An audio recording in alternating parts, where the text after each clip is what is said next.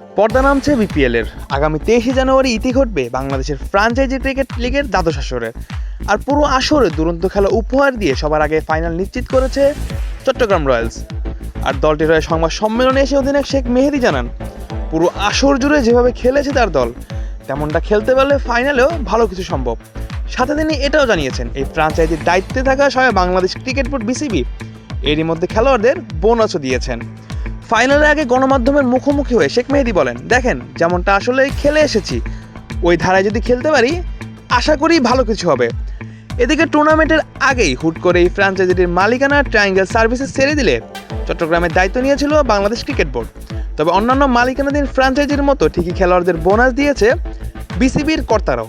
এ প্রসঙ্গে শেখ মেহেদী বলেন, বিসিবি যারা কর্মকর্তারা আছেন তাদের সঙ্গে কথা হয়, আমাদের অভিনন্দন জানিয়েছেন।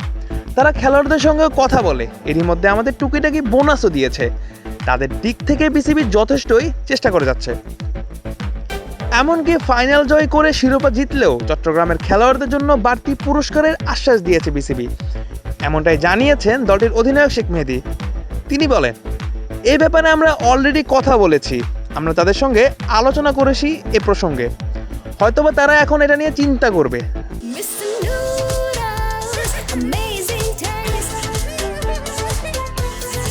আর যদি আমরা ফাইনাল জিততে পারি অবশ্যই তারা আমাদের চাওয়া পূর্ণ করার চেষ্টা করবেন। এছাড়া শেখ মেহেদী জানান, নিজের অধিনায়কত্ব তিনি উপভোগ করছেন। তার ভাষায়, অধিনায়কত্ব অবশ্যই উপভোগ করছি, যদিও আমি অন্যান্য অধিনায়কের মতো কাম অ্যান্ড কুল টাইপের না, আমি একটু অ্যাগ্রেসিভ ক্যাপ্টেন, কিন্তু আমি যেভাবে পছন্দ করি সেভাবেই উপভোগ করি। আর চট্টগ্রামের ভক্তদের উদ্দেশ্যে শেখ মেহেদী বলেন, তারা এতদিন হয়তো টিভির পর্দায় চট্টগ্রাম নিয়ে অনেক ভালো ক্রিকেট ম্যাচ দেখেছে, আমিও ফেসবুকে দেখেছি আমাদের টিম নিয়ে অনেক লেখালেখি করতে। তারা যেভাবে আমাদের সাপোর্ট দিয়েছে হয়তোবা ফাইনাল দিন পর্যন্ত এরকম বিশ্বাস রাখবে এবং ভালো সাপোর্ট দিয়ে থাকবে ইনশাআল্লাহ। আর প্রথম দল হিসেবে চলতি বিপিএলের ফাইনালে ওঠা চট্টগ্রাম রয়্যালসের অধিনায়ক শেখ মেহেদী জানান, যেহেতু ফাইনালে উঠেছেন অবশ্যই শিরোপার স্বপ্ন দেখছে তার দল।